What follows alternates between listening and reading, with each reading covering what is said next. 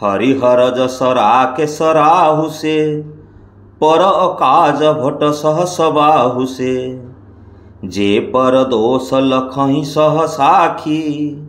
परहित घृत चिन्ह के मन माखी। जो माने हरि एवं हरंकर जसरूपी पूर्णचंद्र निमंते राहु समान अर्थात भगवान विष्णु किंबा शिवंकर जस वर्णनारे जो माने बाधा उपजाती पुणी अन्यर अहित करिबारे जो माने सहस्र बाहु सम वीर जो माने सहस्र चक्षु होई परदोष दर्शन करती एवं अन्यमानंकर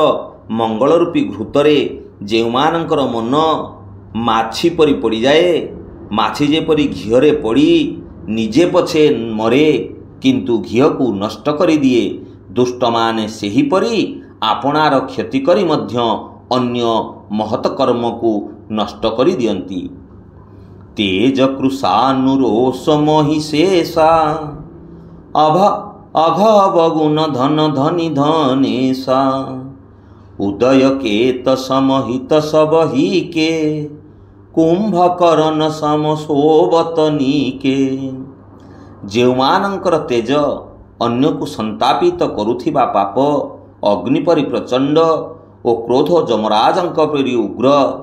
जो माने पाप और अवगुण रूपी धनरे कुबेर परि धनी